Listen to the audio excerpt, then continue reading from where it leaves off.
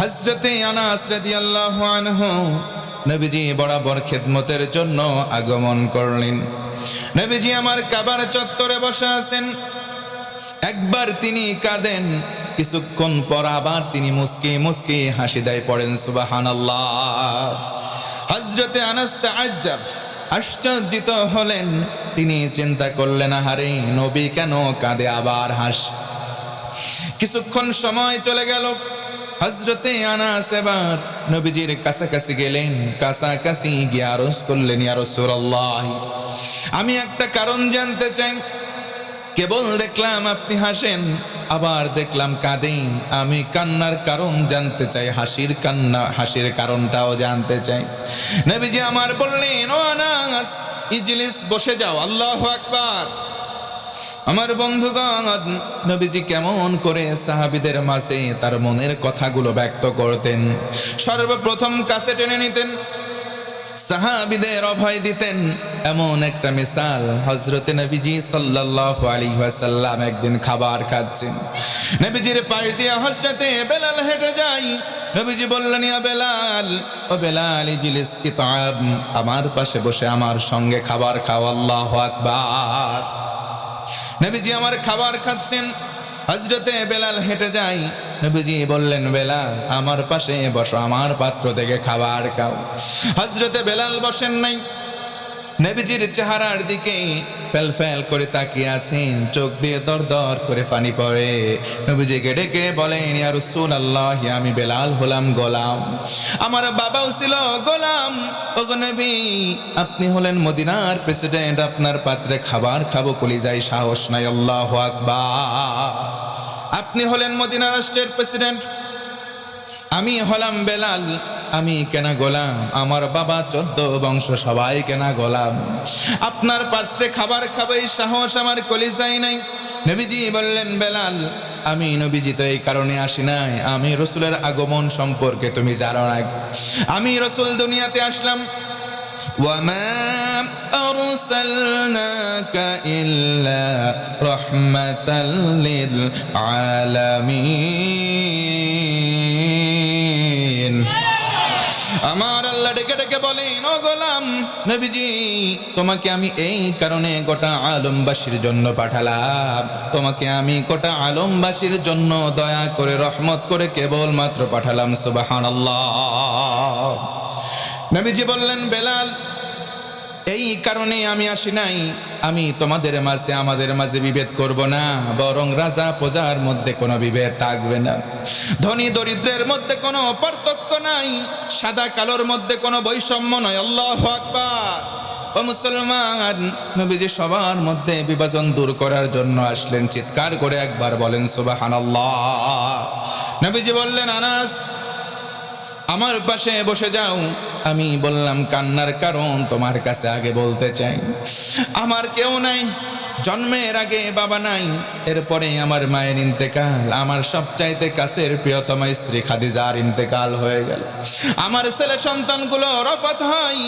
ও আনাস, আমার বেঁচে থাকা কোনো আত্মীয় স্বজন তেমন কাছে নাই, আমার দাদা নাই, আমার চাচা নাই, আবার আমার সাহাবী, আমার দলীয় কিছু নেতা কর্মী আছে, তাদেরকে কাফেররা ধরে নাই।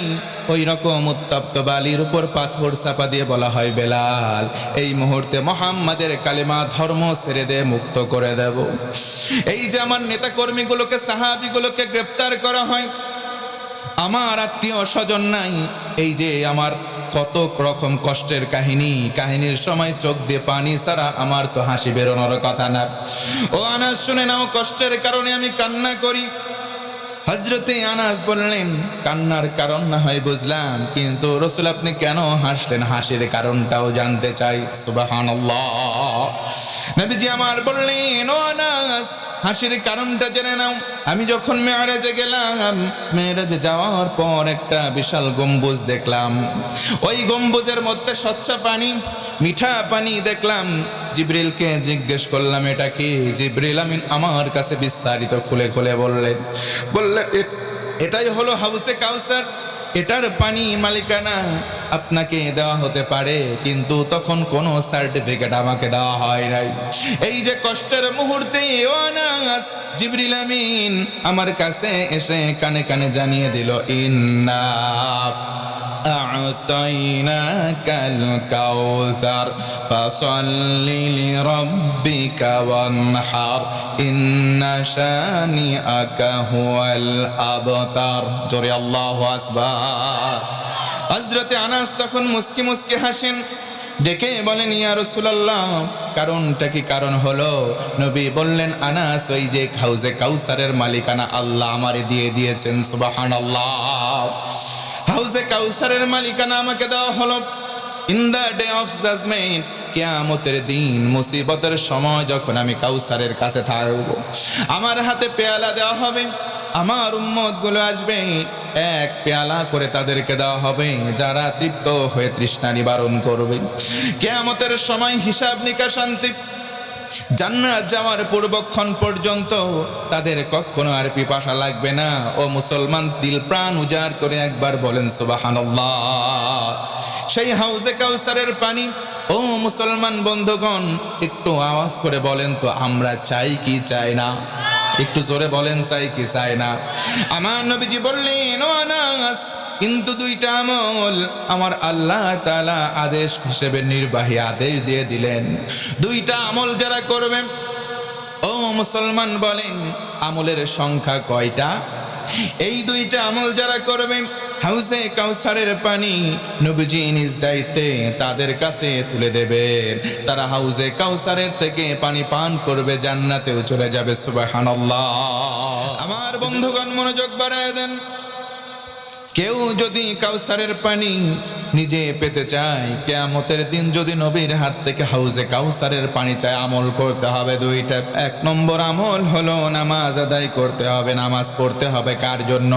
আব্দুল্লাহ ইবনে মুবারক রাহমাতুল্লাহি আলাইহি, তার জামানায় তিনি হজও করেছেন, নামাজও আদায় করেছেন। আল্লাহ নবীর সাহাবীরাও নামাজ আদায় করেছেন। সর্বাগ্রে তারা প্রাধান্য দিতেন নামাজ আদায় করার ক্ষেত্রে। কাপড় চোপড় ছিল না, তারপরেও তারা নামাজ ছাড়ে নাই। একটা সেট কাপড়, স্বামী স্ত্রী সন্তান মিলে, তাদের আর কোনো কাপড় নাই, কিন্তু তারা নামাজ ছেড়ে দেয়। আল্লাহ নবীর একজন সাহাবী ছিলেন আব্দুল্লাহ আনসারী রাদিয়াল্লাহু তাআলা আনহু। নবীজি নামাজ আদায় করতেন, ইমাম। তিনি নামাজের জন্য বাড়ি থেকে বের হতেন, আল্লাহু আকবার বলে নবীজি নামাজ শুরু করতেন, এসে নামাজে দাঁড়াতেন। নবীজি আলাইকুম ওয়া রাহমাতুল্লাহ, আসসালামু আলাইকুম ওয়া রাহমাতুল্লাহ সালাম ফিরাতেন। আব্দুল্লাহ আনসারী সঙ্গে সঙ্গে সেখান থেকে বাড়িতে চলে যেতেন। সাহাবীদের দৃষ্টিগোচর হলো, কি ব্যাপার, আব্দুল্লাহ আনসারী প্রতিদিন সালাম ফিরানো শেষে চলে যায়, সুন্নত নফল তো এখানে আদায় করে না, নবীজির দার্সগুলো সহজে শোনে না। নবীজির কাছে বিচার দেওয়া হলো, নবীজি, আব্দুল্লাহ আনসারী দৈনন্দিন আসে, কিন্তু নামাজ আদায় আনতে সালাম ফিরানো শেষ তো চলে যায়, আপনি একটু বসতে বলেন। নবীজি বললেন, সাহাবীরা, আব্দুল্লাহ আনসারীকে আজকে নামাজ আনতে বসতে বলবা। কিন্তু সেই দিনে একই কারবার, সালাম ফিরানো শেষ, আব্দুল্লাহ আনসারী সঙ্গে সঙ্গে বাড়িতে চলে গেছে। আল্লাহর নবীজি আবার বললেন, আব্দুল্লাহ আনসারী তুমি কোথায়? আব্দুল্লাহ আনসারী সেখানে নাই। নবীজি সাহাবীদেরকে কয়েকজন সঙ্গে নিলেন, আব্দুল্লাহ আনসারীর বাড়িতে চলে গেলেন। বাড়ির দরজায় সালাম দেন, আসসালামু আলাইকা। সালাম দেওয়ার পর তারপরে বা জানতে চাওয়া হলো, বাড়িতে আসো না? আব্দুল্লাহ আনসারী বাড়ি থেকে কোনো আওয়াজ দেন না। নবীজি তিনবার সালাম দেওয়ার পর সাহাবীদেরকে নিয়ে সেখান থেকে চলে যাচ্ছেন। অন্তিম লগ্নে আব্দুল্লাহ আনসারী বাড়ি থেকে বের হয়ে দৌড়িয়ে নবীজির সামনে আসলেন। আল্লাহু আকবার। নবীজির সামনে এসে কান্না শুরু করলেন, বললেন, ইয়া রাসূলুল্লাহ, আপনি তিনবার সালাম দিলেন, জবাব দিতে পারি নাই, যদি ভুল হয় মাফ করে দেন। কিন্তু আমি সালামের জবাব কেন দিতে পারি নাই, কারণটা শোনেন। আমি একজন, আমার স্ত্রী আরেকজন, আবার আমার দুইটা সন্তান, কিন্তু পরার মতো কাপড় কেবলমাত্র আমাদের একটা। আল্লাহু আকবার। কাপড়ের সংখ্যা কয়টা? জনসংখ্যা 4 জন, একটা দুগ্ধপোষ্য শিশু, আর একটা একটু বড়, আর আমরা 2 জন অ্যাডাল্ট। নবীজি বললেন, সাহাবীরে, নামাজ পড়ার পর আমি যখন সালাম ফিরাই, তুমি সঙ্গে সঙ্গে কেন চলে আসো, কারণটা জানতে চাই। সাহাবী বললেন, ইয়া রাসূলুল্লাহ, ইয়া হাবিবাল্লাহ, আমাদের মাত্র একটা কাপড়, ফরজ নামাজ হয়ে যায়। আমি তো আপনার থেকে কোরআনের সেই বাণীটা শুনেছি, কু আনফুসাকুম ওয়া আহলিকুম নার, নিজে জাহান্নাম থেকে বাঁচো, আহালদেরকেও বাঁচাও। ওগো নবী, এই কারণে আমি নামাজ শেষ করে দ্রুত বাড়িতে চলে আসি। ঘরের মধ্যে একটা গর্ত করা আছে, আমার কাপড়টা খুলে আমার স্ত্রীকে দেই, আমি গর্তের মধ্যে বসে থাকি। আমার স্ত্রী ফরজটা যখন তরক না হয়, এমন ভাবে কাপড় পরে নামাজ আদায় করে, আমি গর্তের মধ্যে উলঙ্গ হয়ে বসে থাকি। আমার স্ত্রীর যখন নামাজ শেষ হয়ে যায়, কাপড়টা আমি পরিধান করি, আমি কাজের জন্য বের হই, নামাজের জন্য প্রয়োজনীয় কাজে ঘর থেকে বের হই। আমার স্ত্রী গর্তের মধ্যে থাকে, প্রয়োজনীয় সময় কাজ করে। ওগো নবীজি, এই কারণে আমি নামাজ শেষ করে আর দেরি করি না, চলে আসি। আমার ছোট্ট ছোট্ট দুইটা সন্তান। নবীজি কথাগুলো শুনলেন আর চোখ দিয়ে দর দর করে পানি প্রবাহিত শুরু হয়ে গেল। আব্দুল্লাহ আনসারী রে, তুমি যেই কথা বললা আমি রাসূল সহ্য করতে পারি নাই। আল্লাহু আকবার। তোমাদের মাত্র একটা কাপড়, এরপরেও নামাজ ছাড়ো নাই। আমরা সেই নবীর উম্মত, আমাদের হালি হালি কাপড়, কিন্তু আমরা নামাজ পড়ি না। কথা বলেন ঠিক কিনা? হযরতে আব্দুল্লাহ আনসারী নবীজির সামনে দাঁড়ানো। নবীজি বললেন, আব্দুল্লাহ রে, সেটা বুঝলাম, ভালো কথা। এই যে ছোট্ট ছেলে খেজুর গাছের নিচে দেখলাম শিকল দিয়ে বাঁধা আছে, কারণটা কি?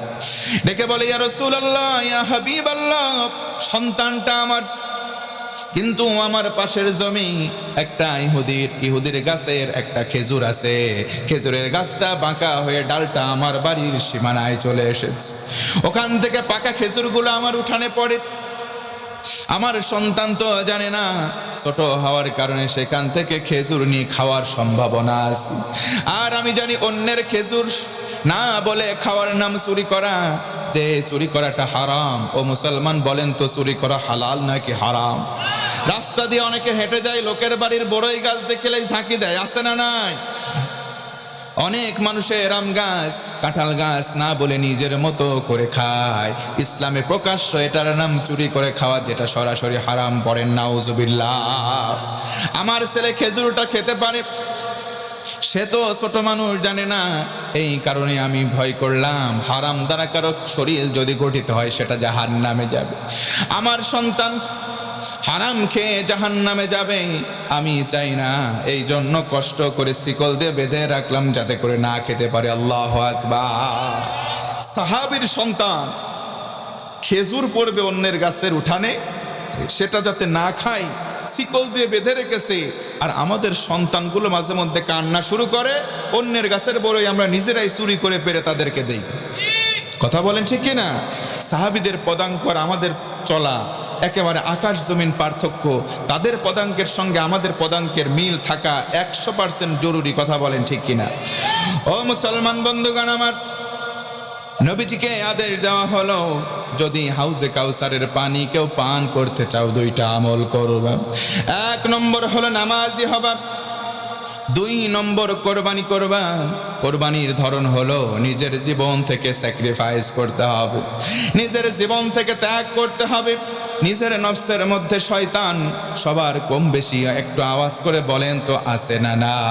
এই শয়তানকে আগে কোরবানি করতে হবে। নিজের নফস যা চাই এটা করা যাবে না।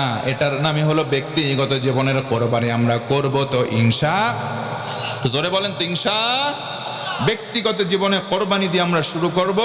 এরপরে আমরা যে নাহার করে থাকি জিলহজ মাসের 10 তারিখ, এই কোরবানিটাকেও আল্লাহ তাআলা ডেডিকেট করেছেন। আমরা সামর্থ্য অনুযায়ী সবাই কোরবানি করব ইনশাআল্লাহ। নবীজিকে এরপরে অভয় দেওয়া হলো, গো নবী, আপনি যে নিজে সন্তান হারা, আপনাকে কাফেরেরা উল্টাপাল্টা করে গালি দেয়, সবাই আপনাকে বলছে লেস কাটা, নির্বংশ।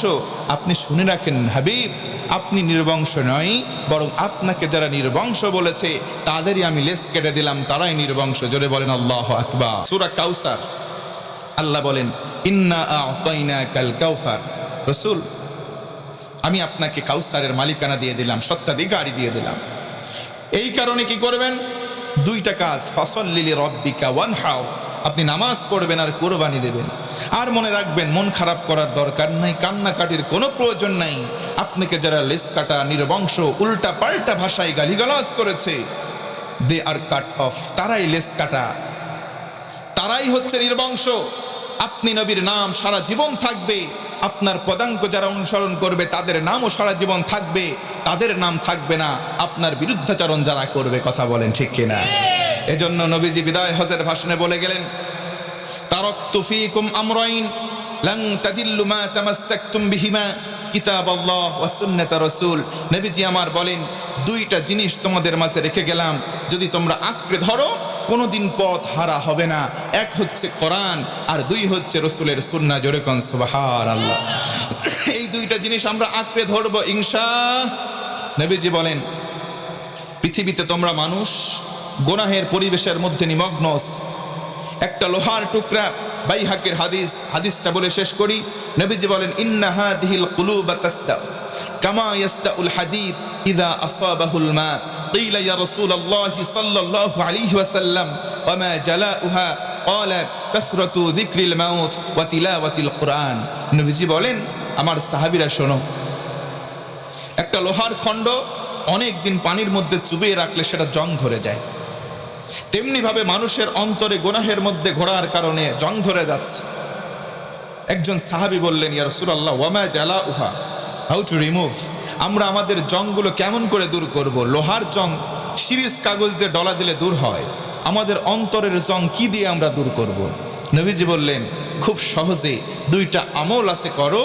দুইটা আমল যদি করতে পারো, সিরিজ কাগজের মতো তোমাদের অন্তরটাকে স্বচ্ছ বানিয়ে দেবেন। আর আমার আল্লাহ একটা চিৎকার করে একটাবার বলেন সুবহানাল্লাহ। মাওলা নবী আমার বললেন, কাসরাতু যিকরিল মাউত, বেশি বেশি মরণকে স্মরণ করো। দুই, ওয়া তিলাওয়াতিল কোরআন, বেশি বেশি তোমরা কালামের তেলাওয়াত করো। জোরে কোন ইনশাআল্লাহ।